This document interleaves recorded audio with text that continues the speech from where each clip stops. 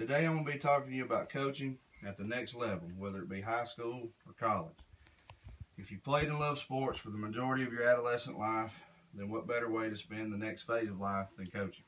That's what brought me into it. I'm going to give you a little information today about it, what it is, what kind of person it takes to be a coach, the different levels, the schooling involved, the ups and downs of coaching, and your role as a coach.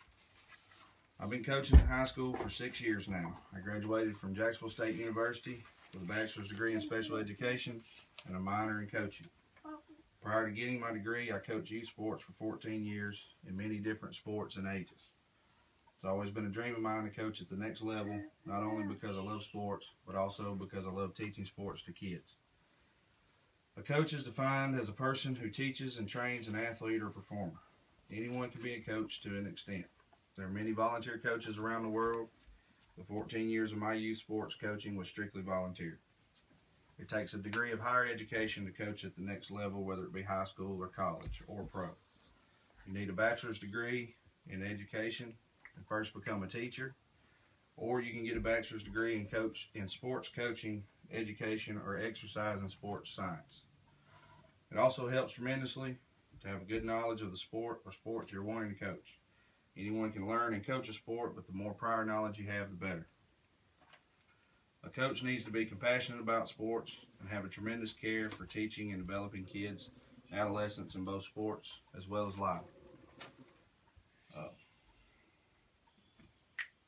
Although winning is part of coaching, it is not the most important part. As a coach, you can and will impact many of your players in some way for the rest of their lives. Your ultimate goal should be to make a positive impact.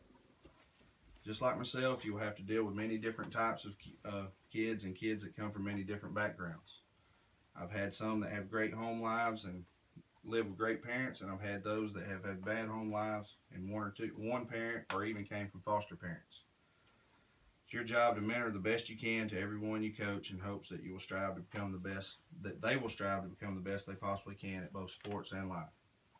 Although you may coach some athletes that go on to play sports at the next level, many that you coach will not. This is another reason why you just aren't just teaching them about sports, but about life as well. Winning will be an important part of your job as a coach, especially to those that hire you for the job. Obviously, no one wants to hire a coach to coach a losing program. If that were the case, there wouldn't be any openings in this field. It's your job to figure out the right and wrong way to teach winning and losing and develop and provide your athletes with everything they need to become winners the right way. As a coach, you will deal with athletes and other students on a regular basis, not just on the field, but off as well. You'll be a role model. You'll be a role model and mentor to those you coach as well as those you don't but are around on a daily basis. As long as you know and establish the line between being their friend and being a mentor, you will be fine. Coaching requires a lot of preparation and work outside of practice and games.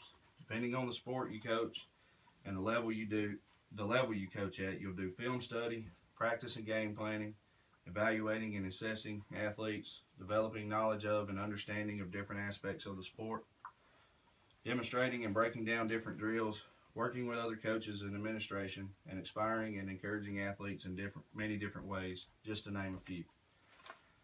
With coaching come many rewards as well as hardships. Winning and developing athletes into better athletes and overall human beings are two major rewards. How other coaches and teams view your team can be rewarding if it is in a positive way. You may be rewarded by your school or local athletic association for your performance as a coach as well. Like anything else in life, coaching is not always a rewarding experience. You'll be faced with all types of unexpected events that could impact you and your team in a negative way. There will be injuries, losses, suspension of players due to things like behavior or grades, players or coaches leaving, and new ones coming, and etc. How you deal with both the positive and negative aspects of coaching and how you teach your athletes to deal with both plays a big role in the type of coach you become. This field is growing and improving on a daily basis, and you have plenty of opportunities to further your knowledge of both the sports you're coaching as well as coaching techniques and principles for developing athletes, preparing them for life. In conclusion, becoming a coach takes compassion, character, knowledge, and understanding along with a great determination, to both be the best you can be as a coach and mentor while teaching and expecting the best of your athletes. Whether you win or lose the game isn't important, but winning isn't as important as winning or losing at life. Thank you. Did my video stop again? Mm-hmm. You can stop it now. Thank y'all.